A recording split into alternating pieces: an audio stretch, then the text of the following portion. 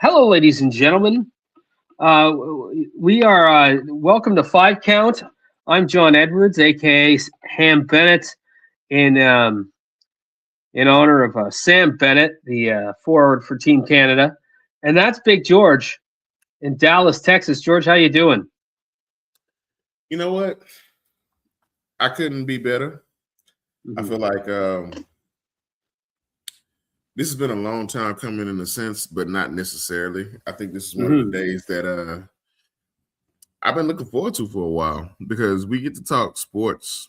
And living in Dallas, you're kind of tied to a sports team that you don't necessarily want to be tied to all the time. So yeah, you don't want to be tied to the Cowboys. But anyway, so where we've been, life's taken some turns. So we've had to take a little bit of a step back. And it was George's idea, and I totally agree that we kind of switched the format to sports as opposed to just wrestling.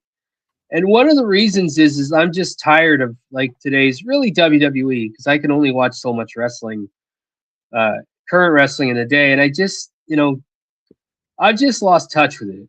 Like I'm just one. I'm Johnny Graybeard. I'm that old guy, and I just think everything's so repetitive. Everything's kind of so similar. It's too much of a show. And you know what? And honestly, I really don't like the company that WWE is, kind of now. It's, like there's decisions they make. I'm just like, I don't know. So I haven't been watching it at all. The last thing I watched the Hogan tribute. And then I haven't really watched much since. And it's hard to have a bit of a wrestling podcast to mix it up when you don't really aren't really interested in the modern game. So George said, we like to talk sports. We talk sports a lot. And so that's kind of where we're heading. And, I love sports. So it's great. And we're going to talk about a whole bunch of different stuff because George and I kind of watch different sports. Like, I love the UFC. So you're going to hear a bunch of UFC talk on this podcast for sure. But George, and we're also, so we're going to talk a bunch of different things. We're always going to have a top five. We got some interesting one. We got an interesting one tonight. It's kind of apropos, actually, and we planned this before we kind of found out some of the news. But George is going to give us a parlay because we like to get one of those betting sponsors.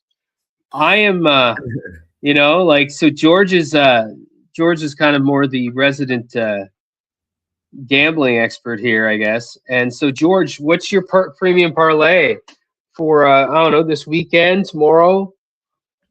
So we got some lines for tomorrow. And you know what? Yeah. I'm doing NBA because, of course, the NBA is definitely not necessarily easier to pick in a sense, but I feel like, it's a lot easier to play NBA ball, right about now. We got the All-Star weekend coming up right here. I'm a Pistons fan. So shout out to Jalen Duren and Isaiah Stewart for holding down the fort as they should for the guys. I think the one thing about, like I say, tomorrow is definitely going to be smooth sailing. You got the Lakers versus the Mavericks.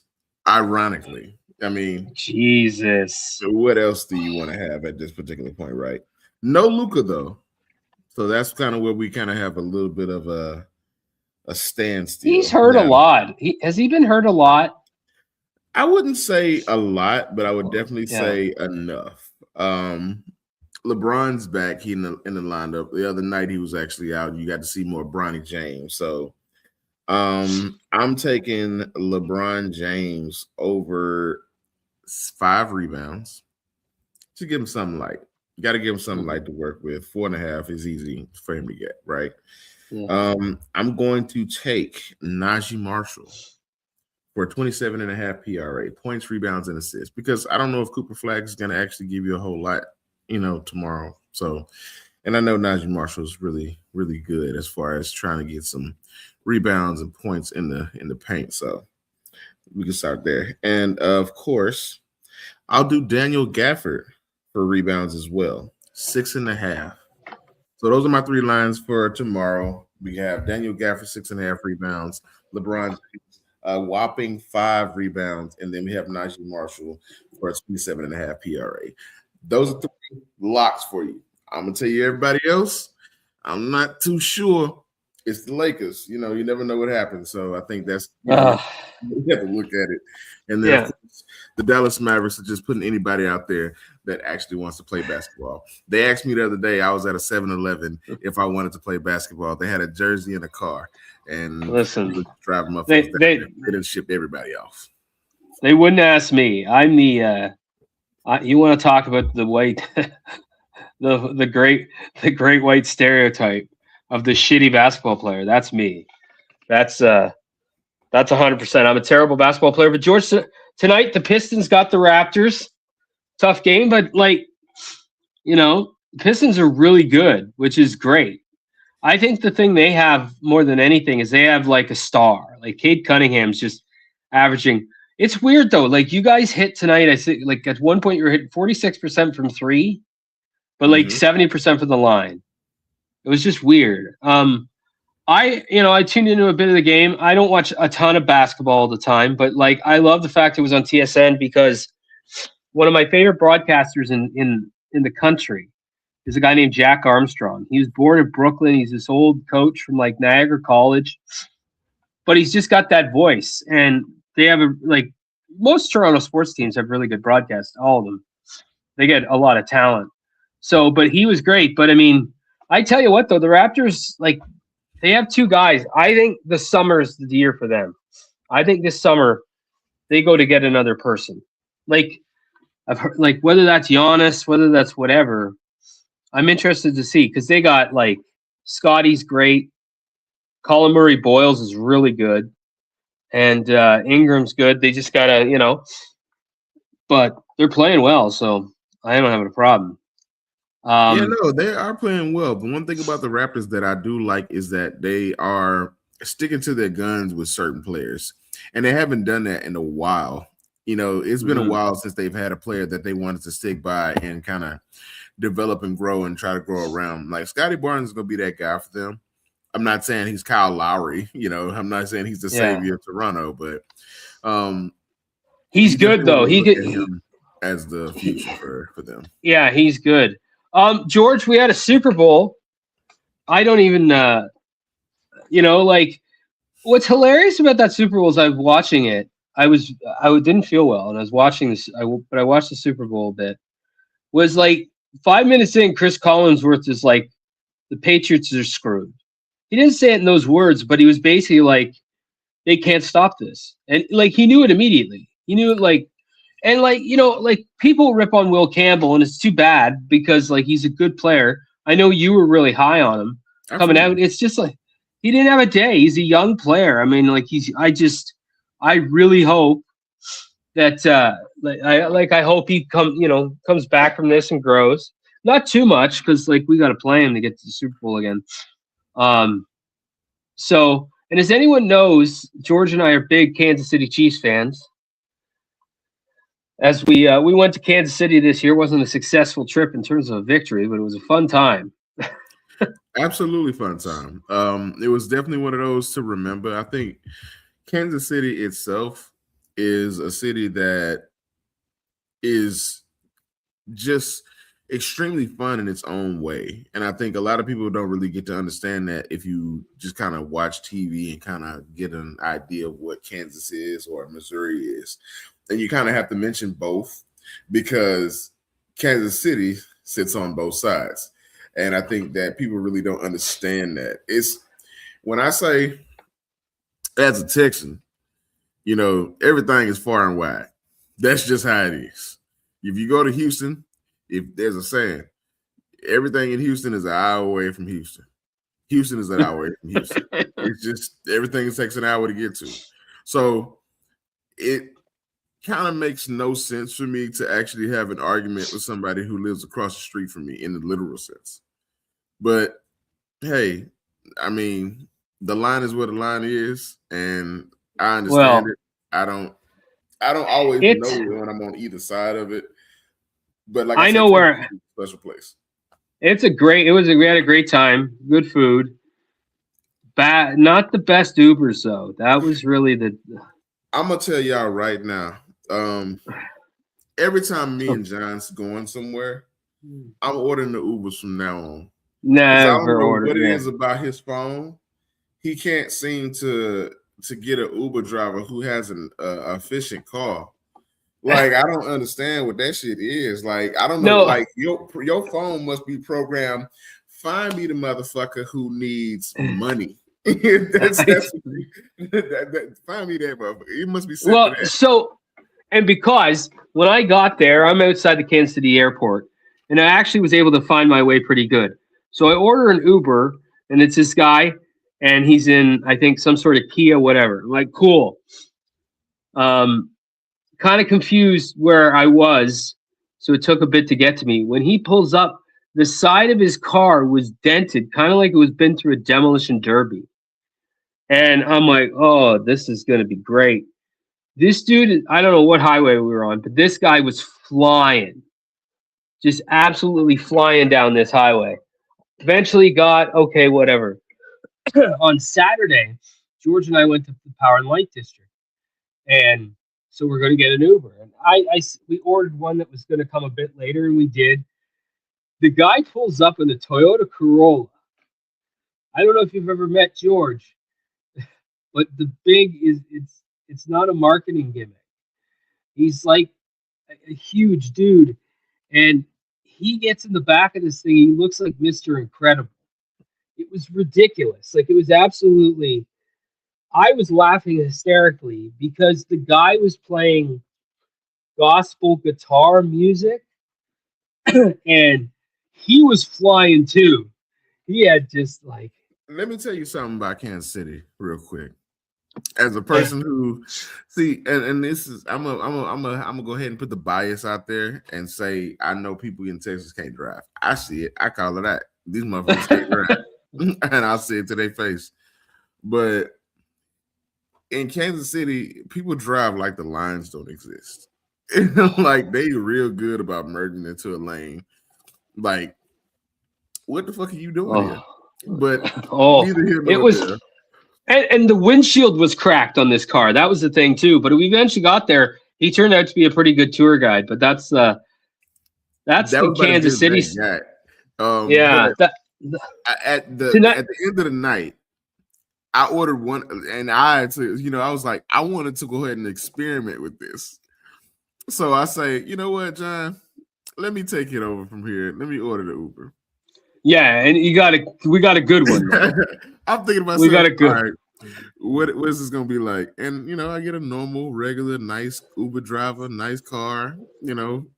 Everything was very copacetic. I'm thinking to myself, yeah, it's got to be something about their phone number. They don't like you, so we're gonna have to chalk it up to Uber. But they don't like me. So this year.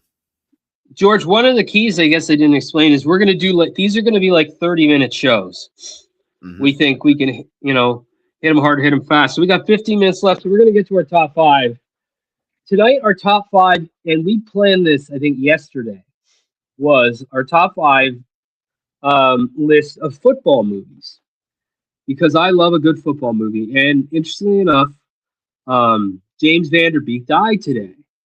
And of course, James Van Der Beek played John Moxon in the incredible Varsity Blues. And so rest in power to him. He was a good actor. But we decided to do the top 5 football movies. So George, now we're back. We're going to start. What's on your list? Well, give us the number 1, the first football one. Movies. Number 1 is tough. We'll figure it out. So here's the thing. You got to put Friday Night Lights up there. You got to put. Oh, you're gonna put that? That's on the list. Okay. It's gotta make the list because Friday Night Lights is definitely one of those football stories that a lot of people really get, you know, heartfelt feelings about, because a lot of people's careers ended like this. You know, they couldn't play football for a while, injuries and things, and they put it all on their line. And, you know, it always didn't work out the best way possible. So yeah, I'm going ahead and put them Odessa, Texas boys up there and say, you know, on the list. Okay. Put a start to it. All right. Well, we're going to, for me, I got to put this one on the list. For me, I think it's close to the top. Is Remember the Titans? Like, just an absolute unbelievable movie. Like, just what a football movie. Great story. You know, just, and Denzel was just incredible. Just the whole, like, just that to me was one of his great performances. Was it? And you know, I think with that particular movie, it had more than just football as a barrier.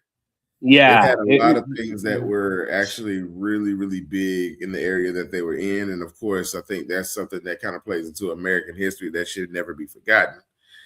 At the end of the day, I think that not only did they understand what it was like to overcome what was going on outside, but going on the field is tough. Yeah, I've been between those lines, and you can say that it's not necessarily the most fun when you're not having fun with the guys out there. So they banded together and became brothers and became something bigger than what that system actually could have produced. So, you know, it's up there. It's up there. But where does it rank in the top 5? We're gonna see. I see it makes the list. It makes the list, but you know.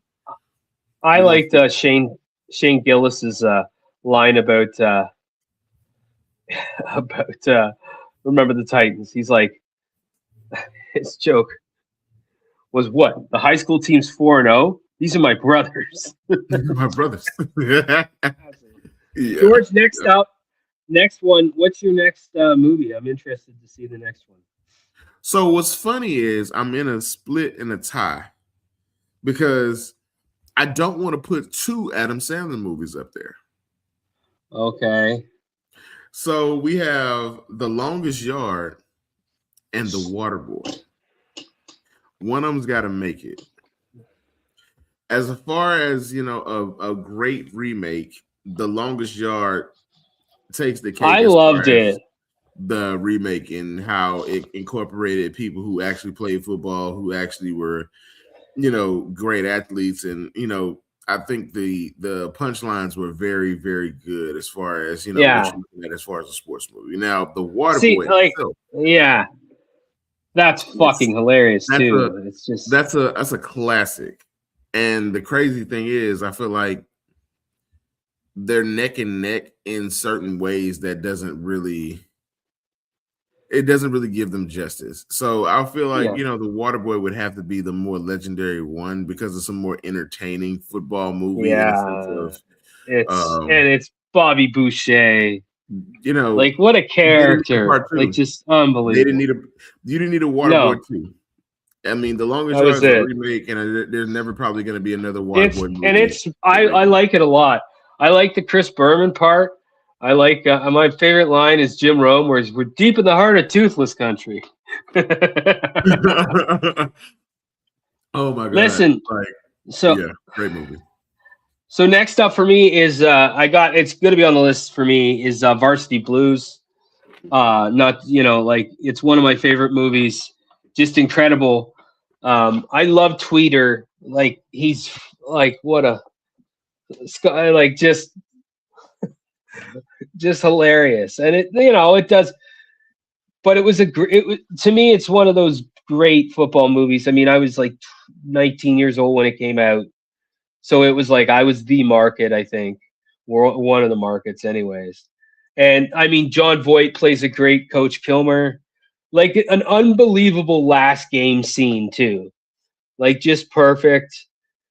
Great characters, you know. So yeah, Varsity Blues to me is on the list. So we got to put an order to this. No, we need one more. I was going to say that. We need to put an order to this, but we got to put one more in here. And there's a couple where this is the hard part, because there's going to be a few honorable mentions. If this is your first time to the 5 count, you got to have the honorable mentions because everybody. And I think that's something that I got a list. Oh yeah, I got a list right here. So pretty all extensive. But if I'm picking the, he's not on there. We already had him. Nope, they're already done. Because we're gonna have a lot. I would put, if I had to pick 3 contenders, maybe 4. These are the ones, and it's unfortunate because there's a lot of good ones. Mm-hmm. But The Replacements, Any Given Sunday, Rudy, and The Program.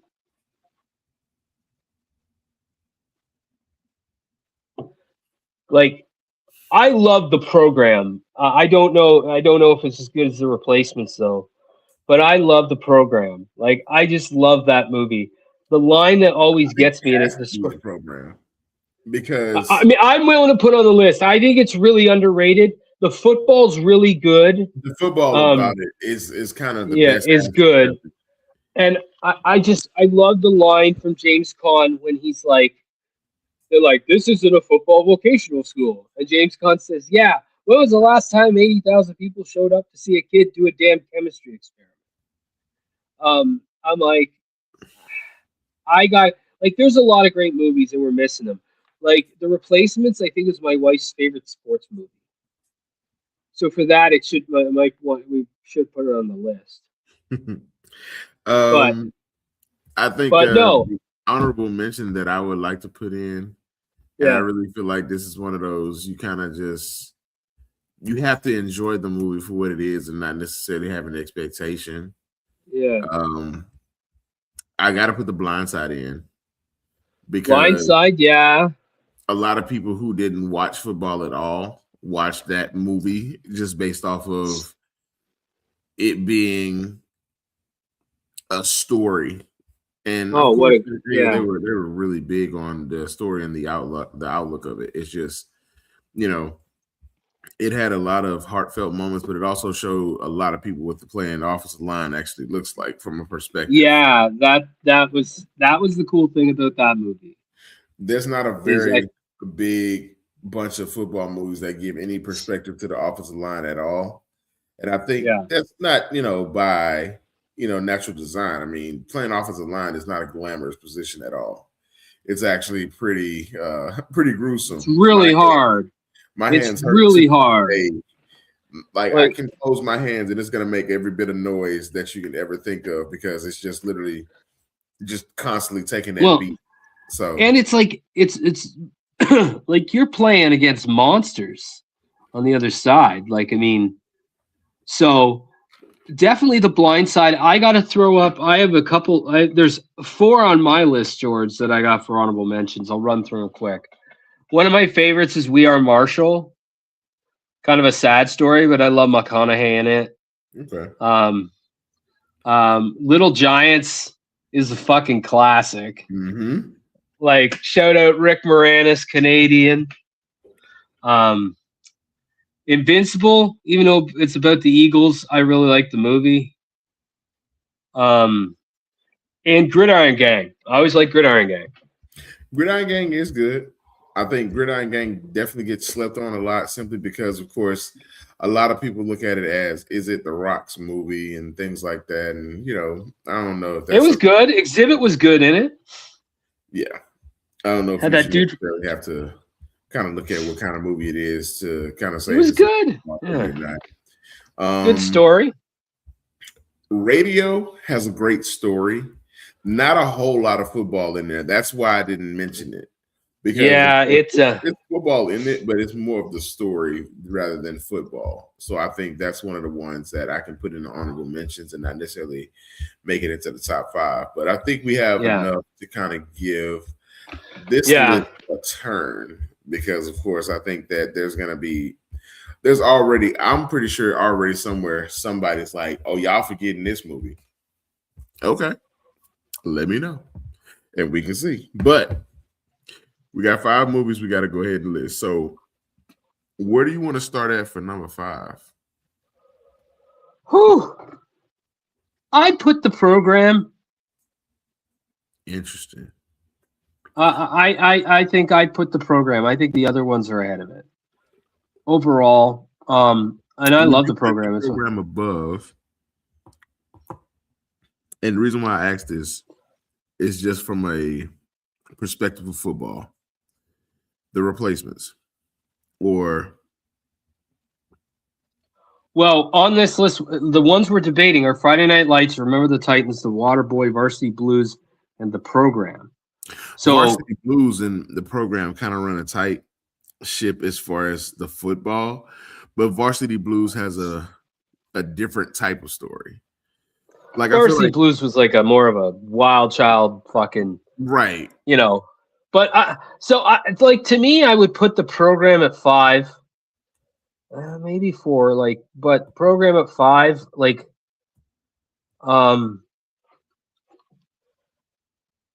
let me tell you how I'd have it. We'll see how we do it. Varsity, God damn it! I got a list here. Here we go. I would have the program at 5, Varsity Blues. The Waterboy at 4, Varsity Blues at 3, Friday Night Lights at 2, and Remember the Titans is the first one.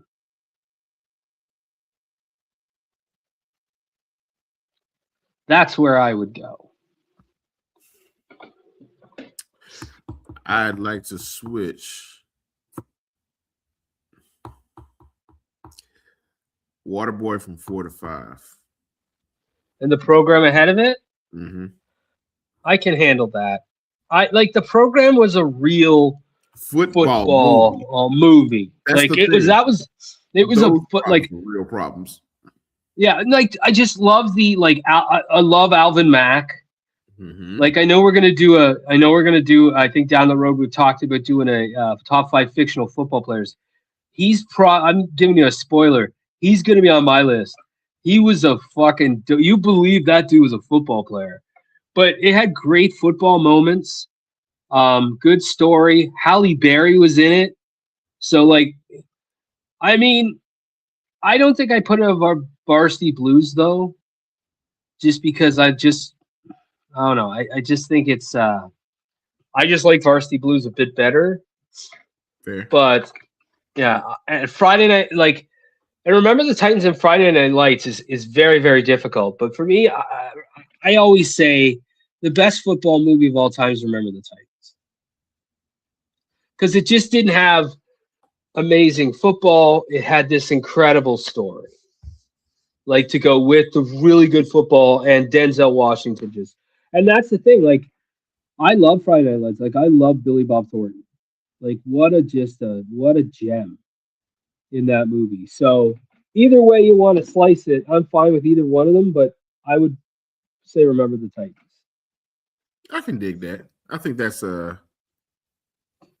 it's just that Remember the Titans is definitely going to be one of the movies that you really can't knock off because it has so many great elements to the game. It had a backstory. It had a look for the current, at that time, plight that a lot of people was actually struggling with. So yeah, no, I think that's actually pretty cool. The idea of actually getting a lot of looks at, Friday Night Lights, and you got Remember the Titans, but I think this list is kind of set the way it has to be. Yeah, it would. Waterboy can't be here 4 in my mind because I feel like those other movies are a lot more serious football movies and a lot more actual issues that kind of come with the real sport of football. I'm not gonna say Bobby Boucher not passing that test or passing the test to kind of play football is not a real thing, but at the same time, it's not realistic that your coach is gonna come to your mom's house and eat alligator and snake and shit and show you a tattoo on his ass and get you to sign for a team. So yeah, it's such a hilarious movie. Absolutely. So I think that's the top 5. George, before we get out of here, because we got a few minutes left, I just want to say I'm wearing the Blue Jays hat. Pitchers and catchers reported today. Baseball is back, George. I miss baseball so much. The Blue Jays were just away. If they didn't have Yamamoto, Jesus. But we signed our own Japanese guy, Okamoto, playing third base. So I'm excited about him. We lost a couple guys, but that's all right. We have one of the best starting staffs in baseball. It goes 6 deep. We lost Anthony Santander. I'm so disappointed. He's had a huge contract. He's been hurt most of the time. It's too bad. I don't mind him. I didn't mind them signing him. It hasn't turned out so far, but like when that dude was on, he could bang 45 home runs, and he killed it at our park. But I'm so excited! Can't wait to go to a couple games. So baseball is coming. And George, I don't mean to say it, leave it on a somber note, but there was a shooting this week in Canada, in Tumbler Ridge, British Columbia. 9 kids died. 9 people died in a high school shooting, and that doesn't happen that often here. So it's a pretty big deal. So, just sending all our thoughts to all those folks back there because it's pretty horrific. And, it doesn't happen here. So it's really shook the country up. But, I know that we got Team Canada, and I know they're going to go out and play hard and definitely dedicated to those folks. So. Absolutely. Those types of situations don't actually sit well nowhere that they're happening. Yeah, and I think terrible. The fact that you can honestly say you hear more and more about these situations happening in more random places kind of gets you a little bit more on the side of let's make more or take more time to kind of bring awareness to it. Yeah. It's a really, really hard thing. And so shout out to those people. We really hope you're, it's just awful. Just awful. Anyway, George, we're going to get out of here because we're going to stick to our time limits, I think, on this. But we're going to be back next week, definitely with another episode. And going forward, some of them are going to be recorded, but we're going to have a bunch live. But we're going to be here next week. We're going to have another top 5 for you. We are going to discuss, I believe, next week, the top 5 fictional football players. So, again, like, share, subscribe. Please, let us know your top 5. I'm sure there are people like, you're nuts. You left Little Giants off the list, and that's cool. I can respect that. So always respect. Yeah. Appreciate y'all's time for watching this 30-minute segment of Just Talking Sports from Canada to Texas. We thank you. Yeah, and I tell you what, and for anybody out there experiencing winter, it's keep warm because it's bloody freezing out here. Anyway, everyone have a good night. Peace.